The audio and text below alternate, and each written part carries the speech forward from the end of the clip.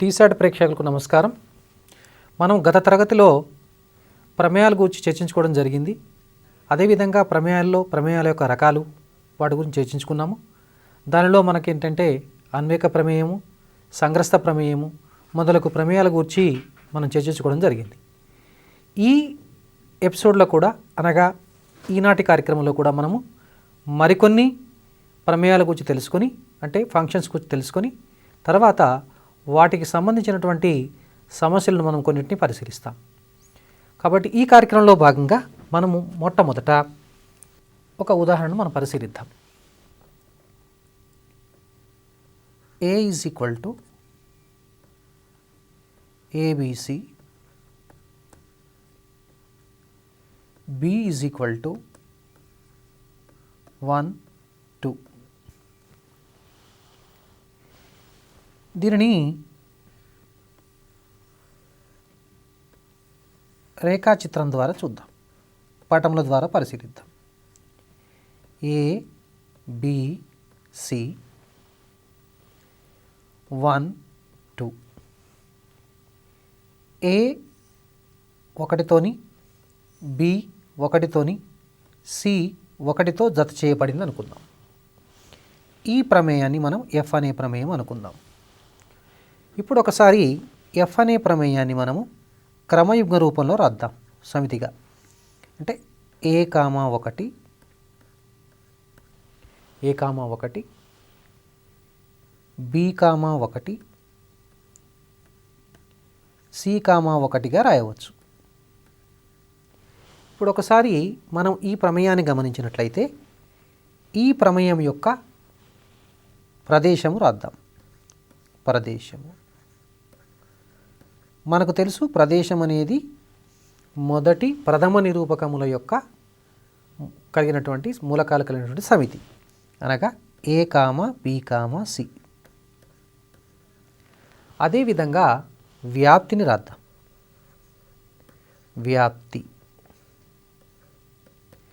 వ్యాప్తి చూడండి, ఇక్కడ కేవలం 1. కాబట్టి ఈ ప్రమేయంలో మనము ఏమి గమనించాము?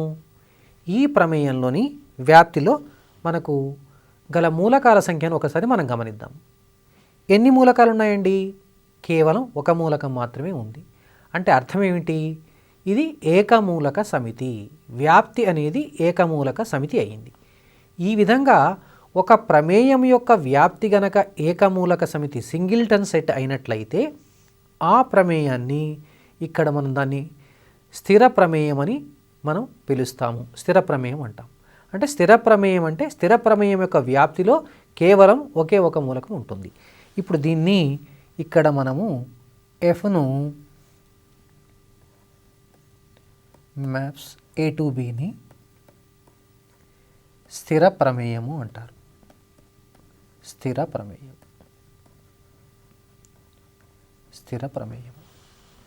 ఇప్పుడు ఒక విధంగా ఆలోచిద్దాం.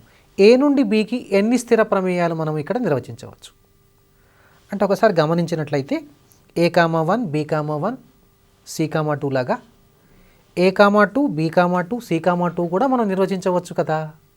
కాబట్టి ఇక్కడ మనకు A నుండి Bకి 2 స్థిర ప్రమేయాలను మనం నిర్వచించవచ్చు. అంటే ఇప్పుడు Bలో ఉన్నటువంటి యొక్క మూలకాల సంఖ్యను ఒకసారి గమనించండి, దానిలో 2 మాత్రమే ఉన్నాయి.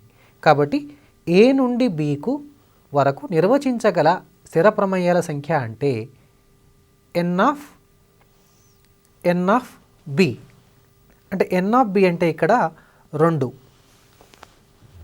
మనం ఇప్పుడు మరొక ఉదాహరణ గమనిద్దాం.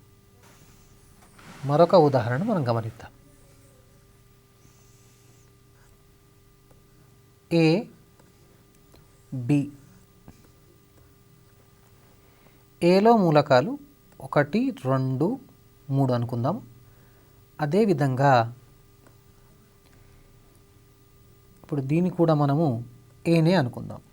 అంటే A నుండి Aకి ఒక ప్రమేయాన్ని మనం నిర్వచించడానికి ప్రయత్నం చేద్దాం. 1, 2, 3. 1 1 చేత, 2 2 చేత, 3ని 3 చేత జత చేద్దాం అనుకుందాం. అంటే 1 యొక్క ప్రతిబింబం 1, 2 యొక్క ప్రతిబింబం 2, 3 యొక్క ప్రతిబింబం 3. అంటే ఈ విధంగా మనము ఏ నుండి ఏకు నిర్వచించినటువంటి ప్రమేయాన్ని మనము దాన్ని ఐతో సూచిద్దాం. అంటే I ఈజ్ ఈక్వల్ టు 1, 1, 2, 2, 3, 3.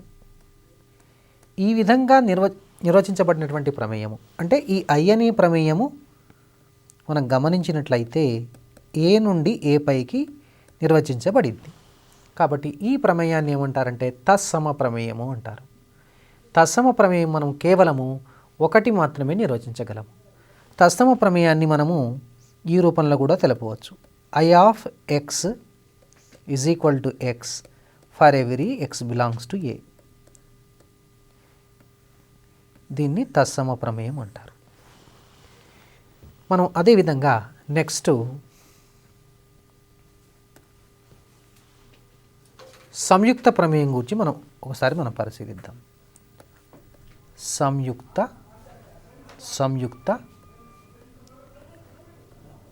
ప్రమేయము, దీన్నే కాంపోజిట్ ఫంక్షన్ అంటారండి. Composite function.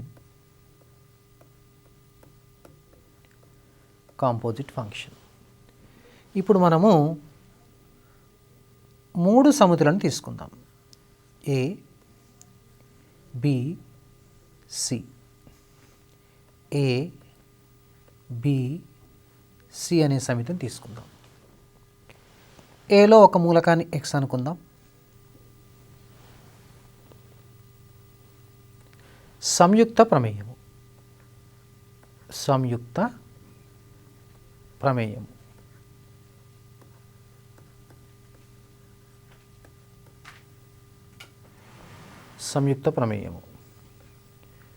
కాంపోజిట్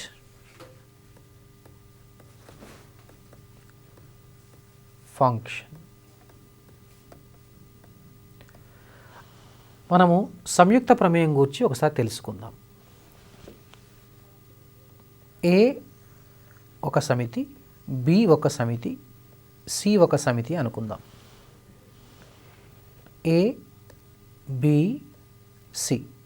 ఏలో ఎక్స్ అనే మూలకం, బిలో వై అనే మూలకం, సిలో జెడ్ అనే మూలకం తీసుకుందాం. ఏ నుండి బికు నిర్వచించినటువంటి ప్రమేయాన్ని ఎఫ్గా, బి నుండి సికి నిర్వచించినటువంటి ప్రమేయాన్ని జీగా తీసుకున్నట్లయితే ఒకసారి y అనేది f ఆఫ్ x అని మనకు తెలుసు. దీనిని సమీకరణం 1గా తీసుకుందాం. అదేవిధంగా z is equal to g of y అని గమనించవచ్చు. ఈ సమీకరణం 1 నుండి y విలువను ప్రతిక్షేపిస్తే g of f of x అవుతుంది. దీన్ని g సర్కిల్ f ఆఫ్ xగా రాయవచ్చు. అనగా g circle f of x is equal to z అని తెలుస్తుంది. z అనేది g సర్కిల్ f యొక్క x యొక్క ప్రతిబింబం అని తెలుస్తుంది. అంటే x అనేది ఏలో ఉన్నటువంటి మూలకము, z అనేది సిలో ఉన్నటువంటి మూలకం కాబట్టి g సర్కిల్ f అనే ప్రమేయము, g సర్కిల్ f అనే ప్రమేయము ఏ నుండి సికు నిర్వచించబడిందని అర్థం. ఇక్కడ జీ సర్కిల్ ఎఫ్కు ఈ ప్రదేశము ఏ అవుతుంది, సహప్రదేశము అంటే కోడొమైన్ సహప్రదేశము సి అవుతుంది. ఇప్పుడు ఈ విధంగా నిర్వచించినటువంటి ప్రమేయాన్ని ఎఫ్ కామా జీల సంయుక్త ప్రమేయాన్ని జీ సర్కిల్ ఎఫ్తో సూచిస్తారు. అదేవిధంగా g circle f of x is equal to ఈ ఉన్నటువంటి యొక్క మూలకాల దృష్ట్యా g circle f of x is equal to z అని రాస్తారు. ఇప్పుడు మనము ప్రమేయాలకు సంబంధించినటువంటి కొన్ని సమస్యలను సాధించడానికి ప్రయత్నం చేద్దాం. A is equal to ABC,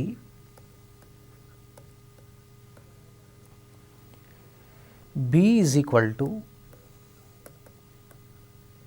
PQRS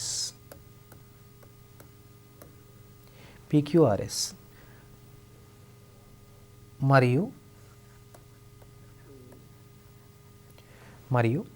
F is equal to A comma P, A comma P, A comma Q, A comma Q, B comma Q, C comma S అయితే F అనేది అంటే అర్థం ఏంటి?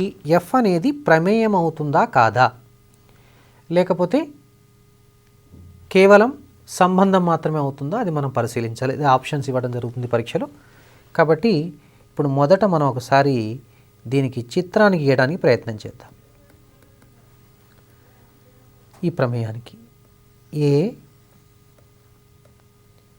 బి, ఏలో మూలకాలు ఈ ప్రకారం ఇప్పుడు ఇది ఎఫ్ అనే ప్రమేయంగా మనం భావించినట్లయితే ఏ బి సి,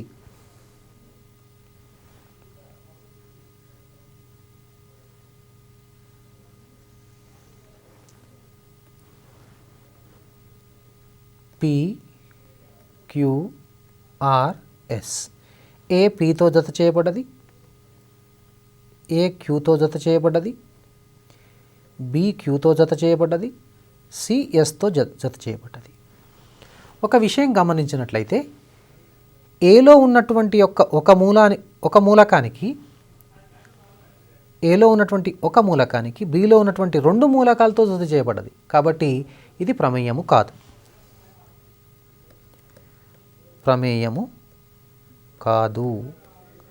కానీ ఏమవుతుంది? ఇది సంబంధము అవుతుంది.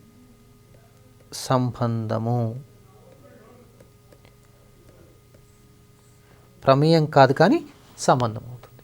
ఇప్పుడు మరొక ప్రశ్నను చూద్దాం. F is equal to 1,2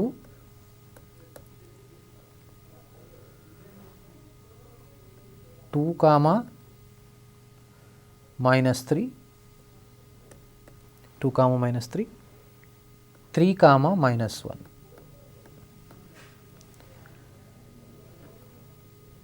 అనే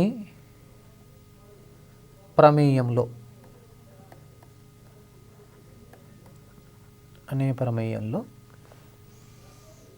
F² is equal to, లేదా ఇంకా మరికొన్ని ప్రశ్నలు కూడా అడగవచ్చు.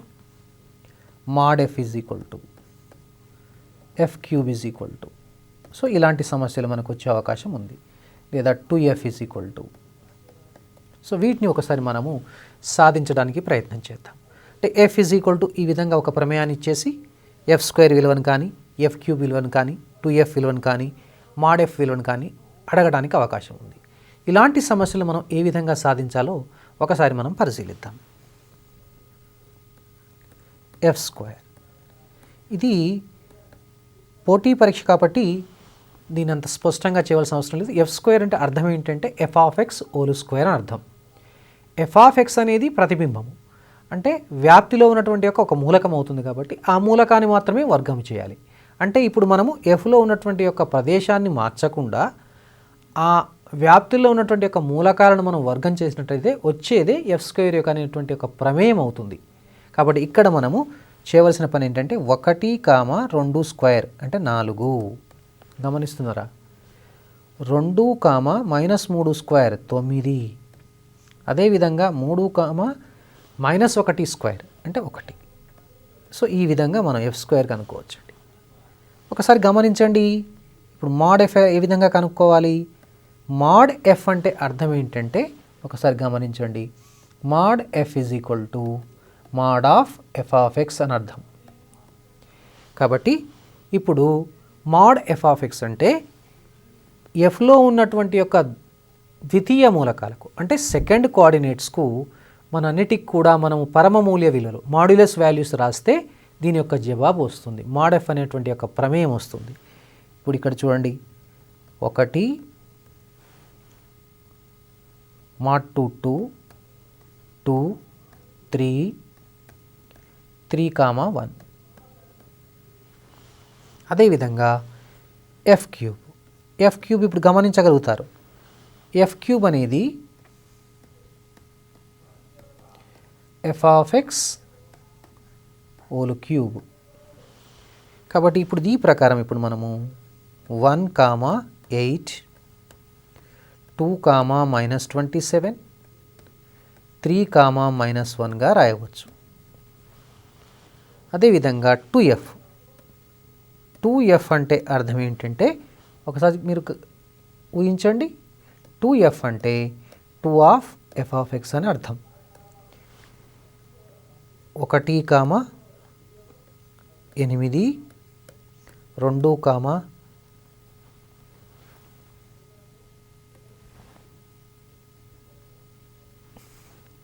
2 into 2 4 1 comma 4 2 comma -6 గమనిస్తున్నారా? 3 comma -2. So ఈ విధంగా మనము ఎఫ్ ఇచ్చినప్పుడు f² కానీ f³ కానీ 2f కానీ అదేవిధంగా mod f కనుక్కోవచ్చు. అదేవిధంగా ఎఫ్ మరియు జీ ప్రమేయాలు ఇచ్చేసి మామూలుగా జీ అనే ప్రమేయం ఇచ్చేసి వీటిని కూడా అడగవచ్చండి. 2f + 3g f + g f - g f × g f/g ఇలాంటి ప్రమేయాలను కూడా కనుక్కోమని అడగవచ్చు. అంటే ఎఫ్తో పాటు జీ అనే ప్రమేయం కూడా ఇవ్వడం జరుగుతుంది. వీటిని కూడా గణించమని అడగవచ్చు. వీటిని మీరు మీ స్టడీ మెటీరియల్ నుంచి కానీ పాఠ్యపుస్తకాల నుంచి కానీ వీటిని పరిశీలించి మీరు వీటిని ప్రయత్నం చేయండి. మరొక ప్రశ్నను గమనిద్దాం. F of x plus f of 1/x is equal to f of x into f of 1/x x greater than 0 అయ్యేటట్లు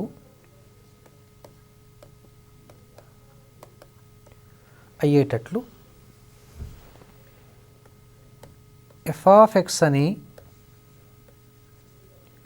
బహుపది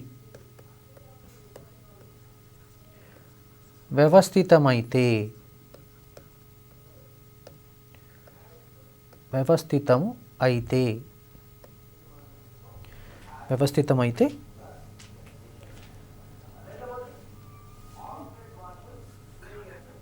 F of 3 is equal to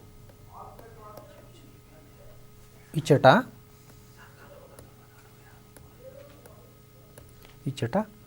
f of 2 is equal to 9. Option a 26, option b 27, option c 28, option d 29 వ్యవస్థితం. ఇది చాలా important ప్రశ్న అండి. ఇది చాలా పోటీ పరీక్షలు కూడా రావటం జరిగింది. కాబట్టి ప్రతి ఒక్కరు కూడా దీన్ని ప్రాక్టీస్ చేయాలి. అంటే ఈ సమస్యను సాధించాలంటే వీటిని ఏమంటారంటే ఫంక్షనల్ ఈక్వేషన్స్ అంటారు. ఇలాంటి ఫంక్షనల్ ఈక్వేషన్స్ సాధించాలంటే మనము కొన్నిసార్లు మనం ఇంటగ్రేషన్ కానీ వాటిని ఉపయోగించవలసిన అవసరం ఉంటుంది. కానీ అలాంటివి లేకుండా దీన్ని మనము ఈ స్థాయిలో ఒక షార్ట్కట్ రూపంలో గుర్తుపెట్టుకుంటే ఈ సమస్యను మనం చాలా సులభంగా చేయొచ్చు. ఇక్కడ షార్ట్కట్ ఏంటంటే ఇచ్చినటువంటి నియమాన్ని పాటించేటటువంటి యొక్క బహుపది ఏ రూపంలో ఉంటుందంటే F of x is equal to 2n ± 1. కానీ ఇక్కడ ఎక్స్ అనేది ధన సంఖ్యగా ఉంది కాబట్టి ఇక్కడ ఎఫ్ ఆఫ్ ఎక్స్ను మనము లేదా ఎఫ్ ఆఫ్ ఎన్ను 2n + 1గా తీసుకోవాలి. అదేవిధంగా F of 2 is equal to ఇక్కడ 9 అని ఇవ్వడం జరిగింది కాబట్టి ఎన్ విలువను మనం కనుక్కున్న తర్వాత ఆ ప్రమేయాన్ని నిర్వచిస్తాము. తర్వాత మనకు కావలసినటువంటి విలువను మనం గణించడానికి అవకాశం ఉంటుంది. అయితే ఇక్కడ షార్ట్కట్ గుర్తుపెట్టుకోవాల్సింది ఏంటంటే f of n is equal to 2n + 1. So ఇలాంటి నియమాన్ని పాటించేది ప్రమేయం ఎఫ్ ఆఫ్ ఎక్స్ కాబట్టి మనం f of x is equal to బహుపది కాబట్టి x⁴n + 1 ఎక్స్ గ్రేటర్ దాన్ 0. ఇక్కడ ఇచ్చింది ఒకసారి గమనించండి. F of 2 is equal to 9. అంటే మనము 2 to the power of n plus 1 is equal to 9. ఇప్పుడు మనం దీన్ని సాధించాలి. 2 power n is equal to 9 minus 1 8 అవుతుంది. అంటే 2 to the power of n is equal to 2 cube. n is equal to 3 అని తెలుస్తుంది మనకు. ఇప్పుడు మనకు ఈ బహుపది F of x is equal to X cube plus 1 అని నిర్ధారించడం జరిగింది. మనకి ఇప్పుడు అవసరమైనటువంటి విలువ ఏంటండి? F3 కనుక్కోవాలి. F3 అంటే ఎక్స్ బదులు మనం 3 ప్రతిక్షేపించాలి. 3 క్యూబ్ ప్లస్ 1 అంటే 27 ప్లస్ 1 అంటే ఇప్పుడు జవాబును మీరు సులభంగా గుర్తించగలుగుతారు, 28.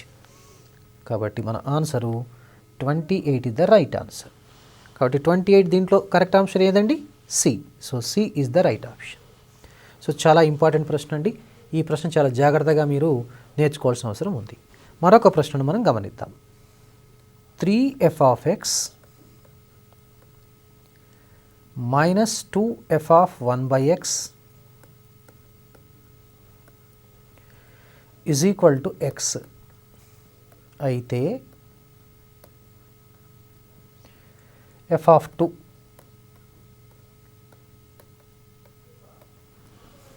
ఇక్కడ first option 2/7, second option 7/5, third option 1/2, fourth option 7/2.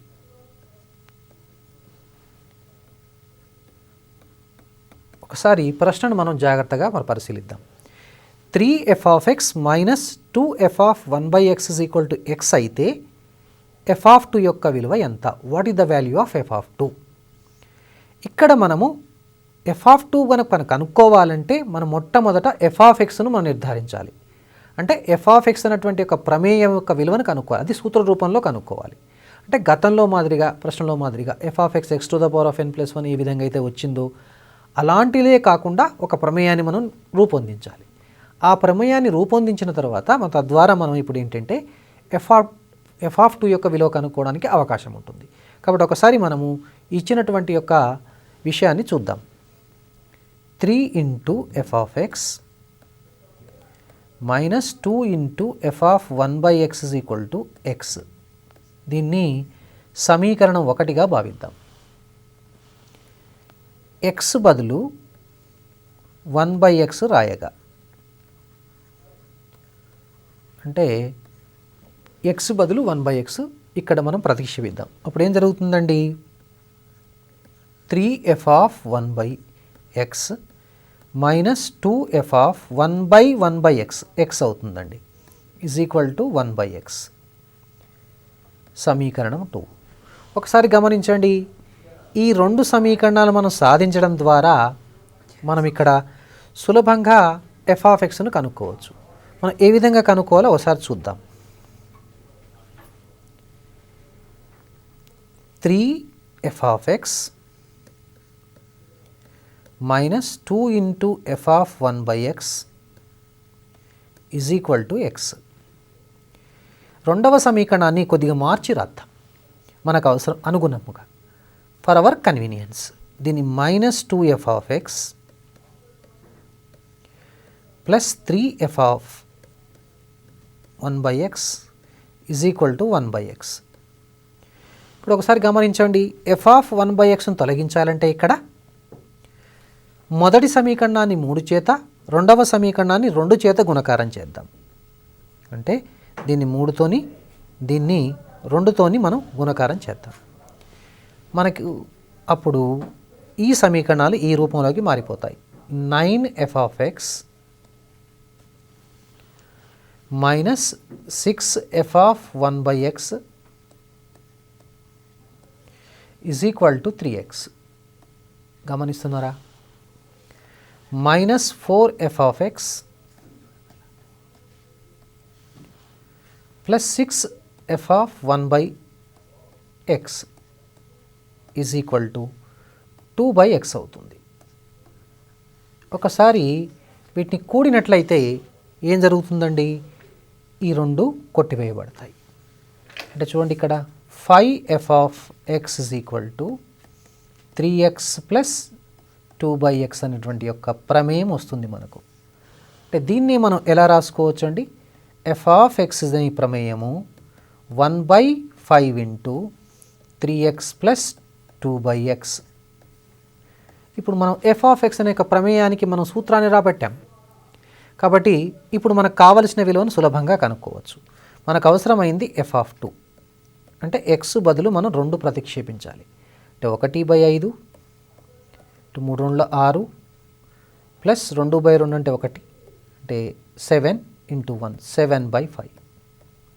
So ఇప్పుడు మనం ఆప్షన్ ఒకసారి గమనించండి, 7/5. 7/5 అనేది రైట్ ఆన్సర్ ఏంటంటే ఇక్కడ B is the right answer, 7/5. So ఇలాంటి సమస్యని కూడా మనం చాలా సులభంగా సమీకరణాల ఆధారంగా, వీటినే ఫంక్షనల్ ఈక్వేషన్స్ అంటారు. ఈ ఫంక్షనల్ ఈక్వేషన్స్ నుంచి మొట్టమొదట మనం ప్రమేయాన్ని రూపొందించిన తర్వాత కావలసినటువంటి యొక్క విలువను కనుక్కోవడానికి అవకాశం ఉంటుంది.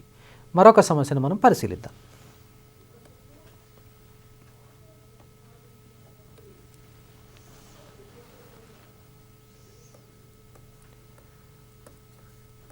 F of x is equal to cos square x plus sin x to the power of 4 by sin square x plus cos x to the power of 4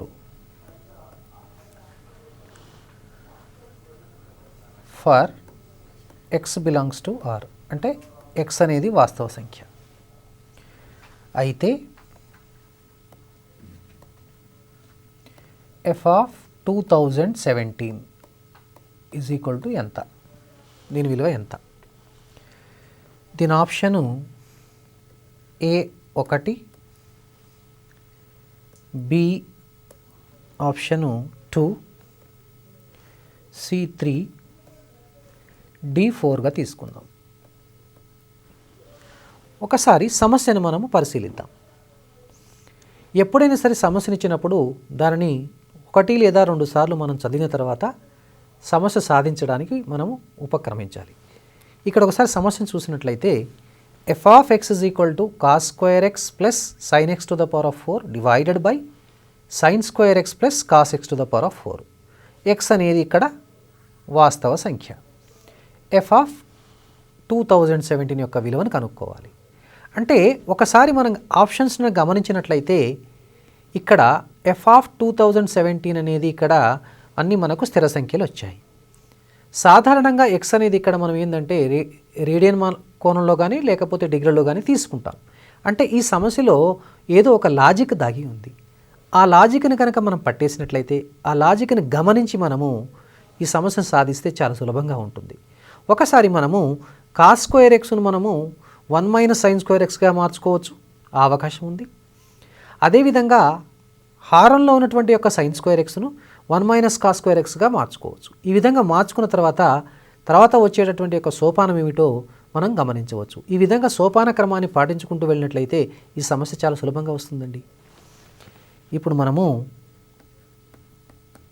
F of x is equal to ఈ cos square ఎక్స్ను దీన్ని 1 minus sine square X అనుకుందాం, దాన్ని yes square అనుకుందాం.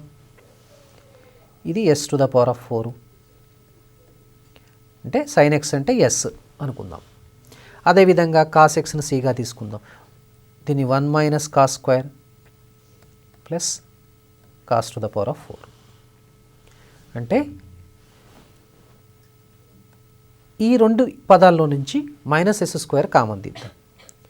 1 minus s square common అంటే minus s square common తీసినట్లయితే 1 minus s square అవుతుంది by 1 minus c square common తీస్తే 1 minus c square అవుతుంది. మనకు తెలుసు 1 మైనస్ సైన్ స్క్వేర్ తీటా అంటే దీని బదులు కాస్ స్క్వేర్ ప్రతిక్షేపించుకోవచ్చు. అదేవిధంగా దీని బదులు సైన్ స్క్వేర్ ప్రతిక్షేపించుకోవచ్చు. అంటే మనకి ఇక్కడ వచ్చేది 1 minus sine square X into cos square X వస్తుంది. అదేవిధంగా 1 minus sine square X cos square X వస్తుంది. లవహారాలు సమానమైనది కాబట్టి దీని విలువ 1 అని తెలుస్తుంది. ఈ రెండు కొట్టివేయటం ద్వారా 1. అంటే ఇక్కడ ఎఫ్ ఆఫ్ ఎక్స్ అనేది స్థిర ప్రమేయము. ఎక్స్ యొక్క ఏ విలువకైనా సరే ఎల్లప్పుడూ 1. అంటే ఇక్కడ ఎక్స్ ఒకసారి గమనించినట్లయితే 2017 కాబట్టి ఎఫ్ ఆఫ్ 2017 కూడా 1 అవుతుంది. దేర్ఫోర్ ఇప్పుడు మనము ఈ లాజిక్ ప్రకారము F of 2017 is equal to 1. So ఇక్కడ ఆప్షన్ మనకు ఒకసారి గమనిద్దాం. ఏ ఈజ్ ద రైట్ ఆప్షన్. మరొక ప్రశ్న తీసుకుందాం. F of x is equal to x into a power x plus 1 by a power x minus 1 అనేది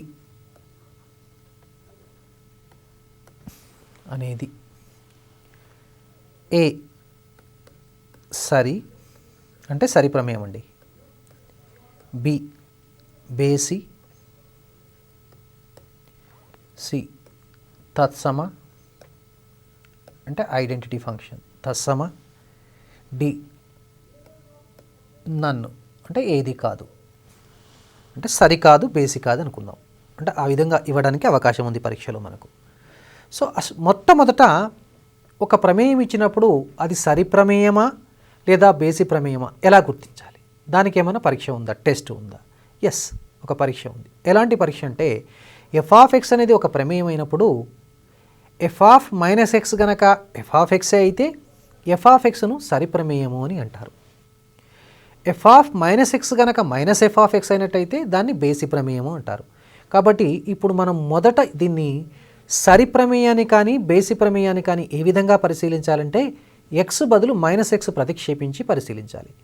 ఆ విధంగా ప్రతిక్షేపించిన తర్వాత F of minus X f of X అయితే సరి, F of minus X is equal to minus f of X అయితే అది బేసి ప్రమేయంగా నిర్ధారించవచ్చు. ఈ రెండు కాని సందర్భంలో అది సరి ప్రమేయం కాదు, బేసి ప్రమేయం కాదని మనం నిర్ధారించడానికి అవకాశం ఉంది. కాబట్టి మొదట ఒకసారి చూద్దాం. ఎఫ్ ఆఫ్ మైనస్ ఎక్స్ను ఒకసారి గణిద్దాం. అంటే ఎక్స్ స్థానంలో మైనస్ ఎక్స్ ప్రతిక్షేపిద్దాం. Minus x a power minus x plus 1 by a power minus x minus 1. ఇప్పుడు ఒకసారి దీన్ని ప్రత్యక్షంగా గమనించినట్లయితే సరి కానీ బేసి కానీ చెప్పడం కష్టం. ఇక్కడ ఒక చిన్న మనము మ్యానిపులేషన్ చేయాలి. అంటే ఎలా అంటే ఏ పవర్ మైనస్ ఎక్స్ను మనం 1 బై ఏ పవర్ ఎక్స్గా రాయొచ్చు కదండి. ఆ విధంగా రాసి ఒకసారి సూక్ష్మీకరించిన తర్వాత మళ్ళీ గమనించినట్లయితే అది సరియో బేసో చెప్పడానికి మనకు అవకాశం ఉంది. కాబట్టి ఒకసారి ఘాతాంక న్యాయ ప్రకారము ఏ పవర్ మైనస్ ఎక్స్ అంటే 1 బై ఏ పవర్ ఎక్స్ కాబట్టి ఈ విలువను మనము ఇక్కడ ప్రతిక్షేపిద్దాం. Minus x into 1 by a power x plus 1 by 1 by a power x minus 1. అంటే ఇప్పుడు దీన్ని మైనస్ ఎక్స్, ఇక్కడ ఏ పవర్ ఎక్స్ కనుక మనము ఎల్సిఎం తీసుకున్నట్లయితే ఇది 1 ప్లస్ ఏ పవర్ ఎక్స్గా రాసుకోవచ్చు. అంటే ఇది ఏ పవర్ ఎక్స్ ప్లస్ 1 అవుతుంది. ఏ పవర్ ఎక్స్ క్యాన్సిల్ అయిపోతుంది కాబట్టి ఇక్కడ 1 మైనస్ ఏ పవర్ ఎక్స్గా రాయొచ్చు.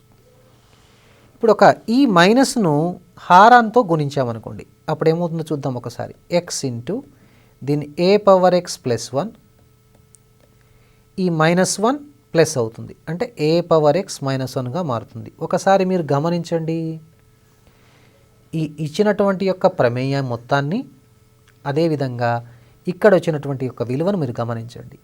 ఈ రెండు సమానమైనవి కదండి. అంటే ఇక్కడ మనం ఏం రాయవచ్చండి, is equal to f of x అయింది. మనం గతంలో చర్చించుకోవడం జరిగింది.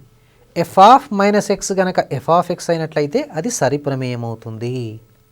సో సరి ప్రమేయము. So a is the right option. మరొక ప్రశ్నను మనం గమనిద్దాం. F of x is equal to ax to the power of 5 plus bx cube plus cx plus d అనేది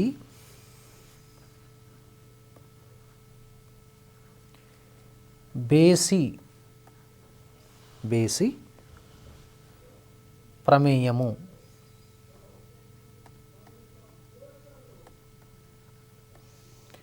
అయితే బేసి ప్రమేయం అయితే d is equal to d విలువ ఎంత? ఒకసారి ఇక్కడ ఆప్షన్స్ చూద్దాం. A1 B2 CR అంటే ఏదైనా ఒక వాస్తవ సంఖ్య, D0. ఇక్కడ బేసి ప్రమేయం యొక్క నిర్వచనం అనేది చాలా ముఖ్యం.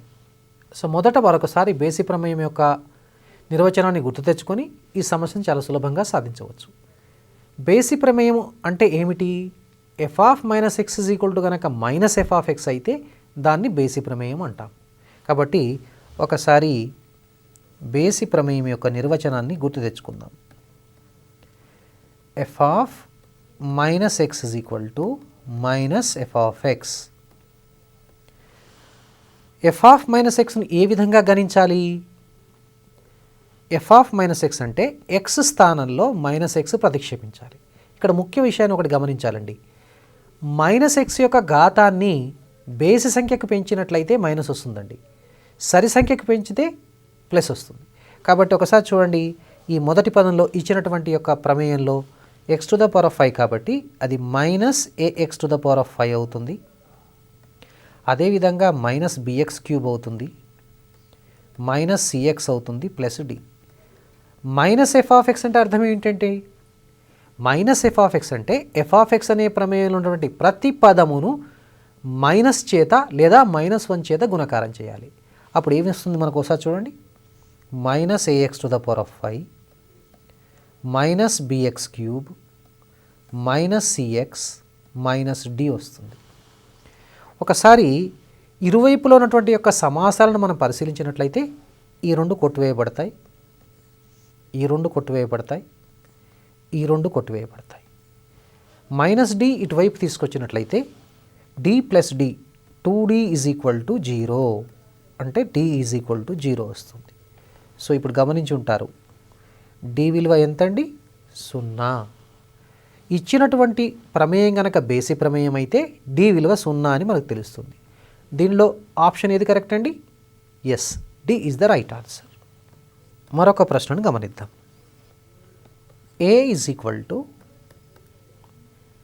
ABCD.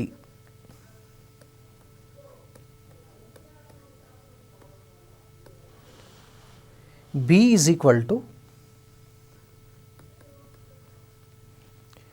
1 2 3 4 1 2 3 4. అయితే ఏ నుండి బి వరకు నిర్వచించగల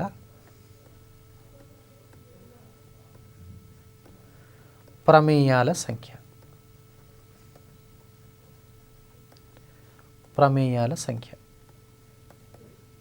అంటే number of functions defined from A to B where A, B 2 sets are given. అంటే ఈ విధంగా AB అనే సమితులు ఇచ్చినప్పుడు A నుండి Bకి మనం సాధ్యపడేటువంటి యొక్క ప్రమేయాల సంఖ్య ఎంత, ఆ సంఖ్య కనుక్కోవాలి. ఒకసారి ఆప్షన్స్ పరిశీలిద్దాం.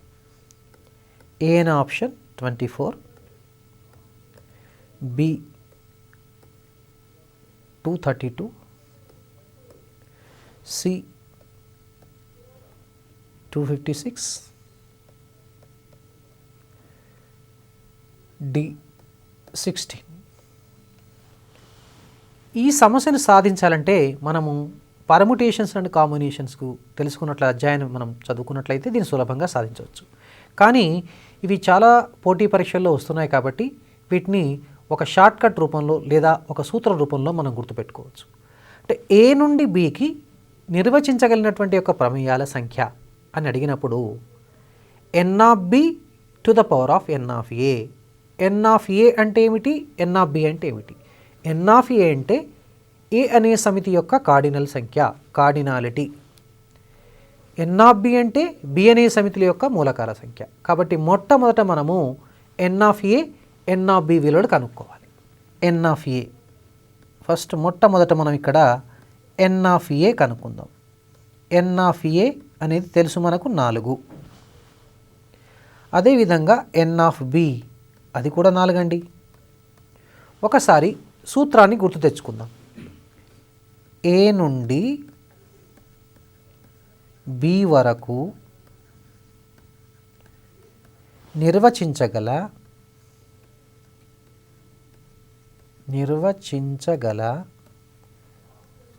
ప్రమేయాల సంఖ్య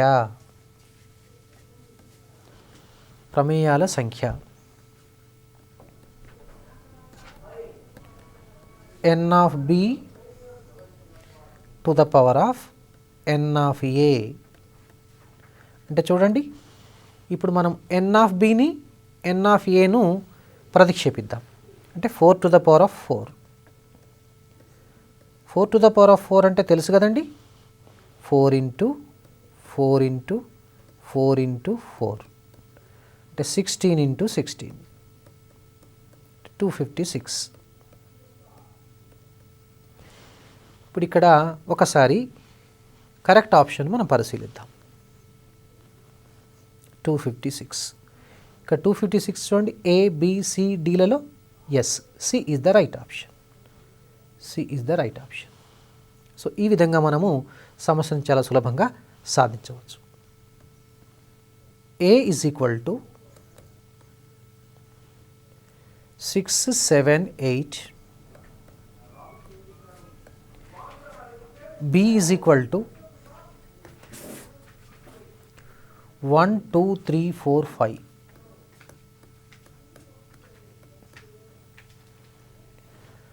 అయితే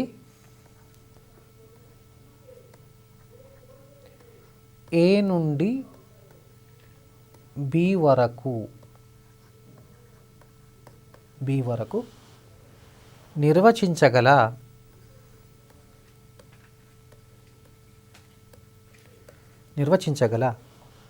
అన్వేక ప్రమేయాల సంఖ్య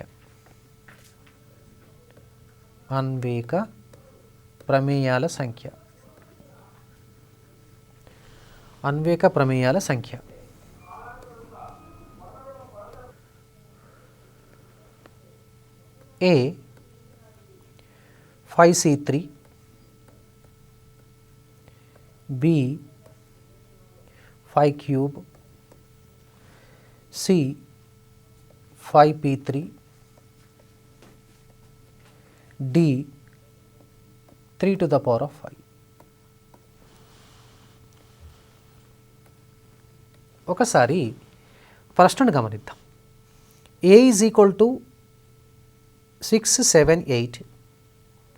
B is equal to 1, 2, 3, 4, 5. అయితే A నుండి B వరకు నిర్వచించగల అన్వేక ప్రమేయాల సంఖ్య ఎంత అని అడిగాడు. అన్వేక ప్రమేయాల సంఖ్య అంటే ఇక్కడ n of a less than n of b, లేకపోతే n of a is equal to n of b అయినప్పుడు మాత్రమే నిర్వచించబడుతుంది. అదేవిధంగా దీన్ని కూడా మనం ఒక సూత్ర రూపంలో గుర్తుపెట్టుకోవచ్చు. ఏ నుండి బికు నిర్వచించగల అన్వేక ప్రమేయాల సంఖ్య ఈజ్ ఈక్వల్ టు ఎన్బి పిఎన్ఏ. అంటే పి అనేది ప్రస్తారాలు, పర్మిటేషన్స్. కాబట్టి ఒకసారి మనము ఇక్కడ కూడా ఎన్ ఆఫ్ ఏ రాయాలి. అంటే ఏ సమితిలోని విభిన్న మూలకాల సంఖ్య 3. ఎన్ ఆఫ్ బి ఇక్కడ 5, 1, 2, 3, 4, 5 కాబట్టి 5 ఉన్నాయి. ఏ నుండి బి వరకు నిర్వచించగల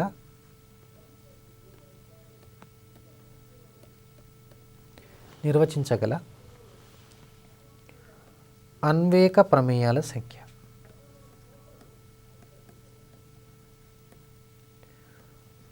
ప్రమేయాల సంఖ్య.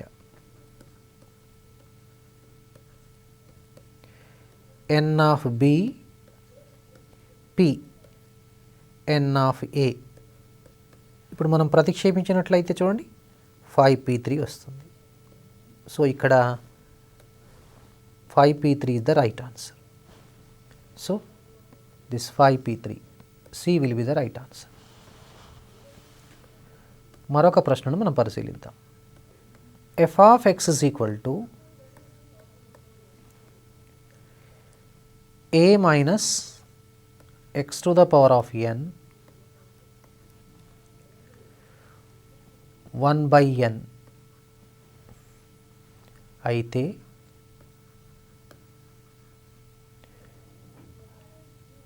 f circle f of x,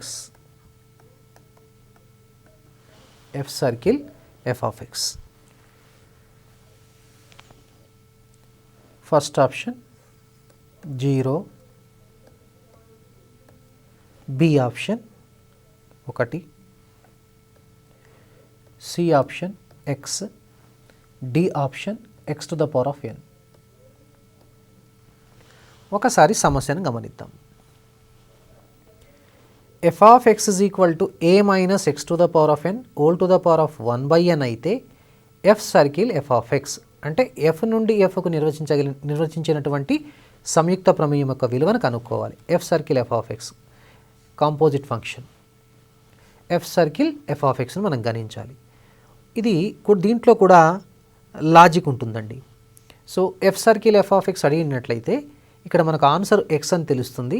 అది మనకి ఇక్కడ తత్సమ ప్రమేయం అని తెలుస్తుంది. కానీ ఒకసారి ఇది సాధించి చూద్దాము.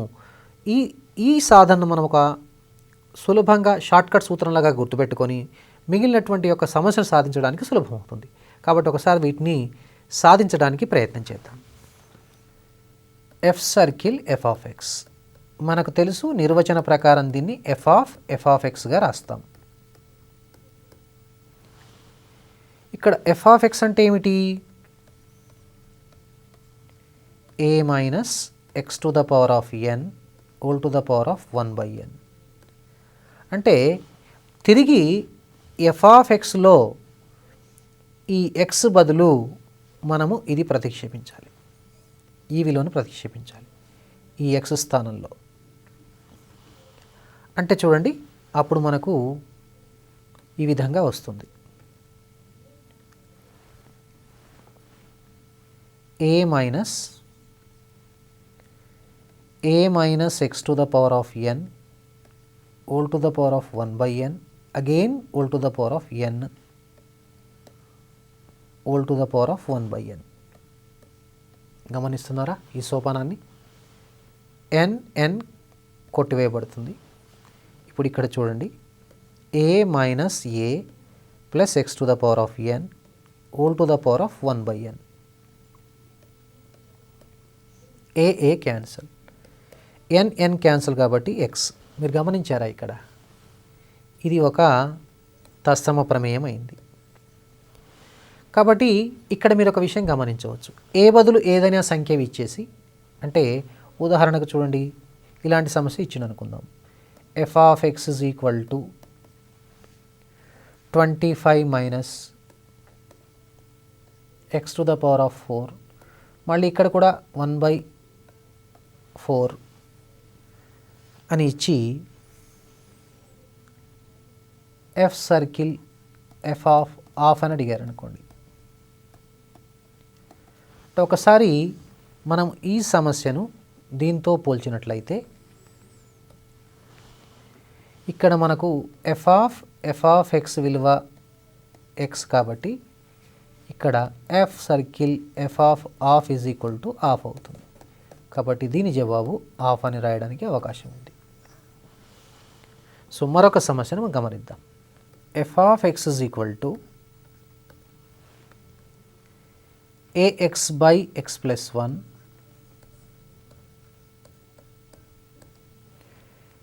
x does not equal to -1 మరియు f circle f of x is equal to x అయితే a is equal to. a √2 b -√2 c 1 d -1. ఇక్కడ ఒకసారి గమనించండి, f circle f of x is equal to ఎంత ఇవ్వబడింది, ఇక్కడ ఎక్స్గా ఇవ్వబడింది స్థిర ప్రమేయం. F circle f of x is equal to x అయితే f of x is equal to a x by x plus 1 ఇచ్చినప్పుడు మనం ఏ విలువను కనుక్కోవాలి. లేదా f circle f of x is equal to x కావాలంటే ఏ విలువ ఎంత ఉండాలి అంటే దీన్ని మనం ఒకసారి ఈ విధంగా చేద్దాం. F of x is equal to మనకు ఎక్స్ అని తెలుసు. ఎఫ్ ఆఫ్ ఎక్స్ బదులు ఈ విలువను ప్రతిక్షేపిస్తే a x by x plus 1 is equal to x అవుతుంది. ఇప్పుడు f of a x by x plus 1 విలువను మనం గణిద్దాం. ఒకసారి గమనించినట్లయితే f of x is equal to మనకు ఏఎక్స్ బై ఎక్స్ ప్లస్ 1 అని మనకు తెలుసు. ఒకసారి ఇక్కడ f of a x by x plus 1ను కనుక్కుందాం. అంటే ఎక్స్ స్థానంలో ఏఎక్స్ బై ఎక్స్ ప్లస్ 1 రాయాలి. అంటే ఇక్కడ చూడండి, a square x by x plus 1, అదేవిధంగా a x plus x plus 1 by x plus 1, ఈ రెండు కొట్టివేయబడతాయి. Is equal to a square x by a x plus x plus 1. ఇప్పుడు మనం ఈ విలువను తీసుకొచ్చేసి ఇక్కడ ప్రతిక్షేపించినట్లయితే a square x by a x plus x plus 1 is equal to x. అడ్డగుణకారం చేద్దాం. A square x is equal to a x square plus x square plus 1.